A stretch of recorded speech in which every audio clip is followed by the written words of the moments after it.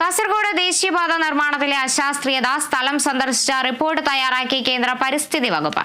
മണ്ണിടിച്ചിലും ഗുരുതര പാരിസ്ഥിതിക പ്രശ്നങ്ങളും ഉയർത്തിയ ചെറുവത്തൂർ വീരമലക്കുന്നിലാണ് ഉദ്യോഗസ്ഥർ പരിശോധന നടത്തിയത്.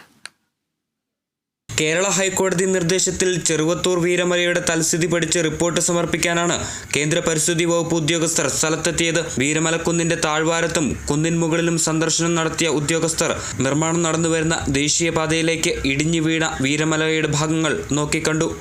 ഇനിയും റിട്ടൈനിങ് വാളുകൾ നിർമ്മിച്ചിട്ട് മാത്രമേ നിർമ്മിതി തുടങ്ങേണ്ടതെന്നുള്ള വലിയൊരു ആശ്വാസവാക്കാണ് അദ്ദേഹം പറഞ്ഞിട്ടുള്ളത്. പിന്നെ വീണ്ടും നമുക്ക് കാണാൻ കഴിഞ്ഞത് വീരമലക്കുന്നിന്റെ മുകൾ ഭാഗത്ത് തട്ടെടുക്കുന്നത് ഇവിടെ വന്നപ്പോഴാണ് ഇതിന്റെ കാര്യങ്ങൾ ഒന്നുകൂടെ മനസ്സിലായത്. വലിയ അപകടകരമായ രീതിയിലാണ് ശരിക്കും ഇതിൻ്റെ തട്ടുകളെടുത്ത് കല്ലുകളൊക്കെ സൂക്ഷിച്ചിട്ടുള്ളത്. കല്ലുകൾ ഏത് സമയത്തും ഇടിഞ്ഞ് താഴേക്ക് വീഴാൻ പറ്റുന്ന വീണ്ടും അപകടം വരുന്ന രീതിയിലേക്കാണ് അവർ വലിയ വലിയ പാറക്കെട്ടുകൾ ഇവിടെ സൂക്ഷിച്ചിട്ടുള്ളത്. അത് വളരെയധികം ബുദ്ധിമുട്ടുണ്ടാക്കുന്നതും അത് കമ്പനിയുടെ ശ്രദ്ധയിലും അദ്ദേഹത്തിൻ്റെ ശ്രദ്ധയിലും നമുക്ക് പെടുത്താൻ വേണ്ടി കഴിഞ്ഞിട്ടുണ്ട്.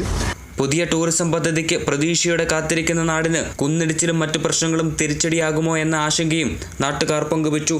നിരവധി കുടിവെള്ള പദ്ധതികളും വീരമലക്കുന്നിലുണ്ട്. നാട്ടുകാരുടെ നേതൃത്വത്തിൽ പ്രവർത്തിച്ചു വരുന്ന വീരമല സംരക്ഷണ സമിതി ഭാരവാഹികളെയും ഉദ്യോഗസ്ഥർ നേരിട്ട് കണ്ട് അഭിപ്രായങ്ങൾ രേഖപ്പെടുത്തി. Kerala vision news, Kasaragod.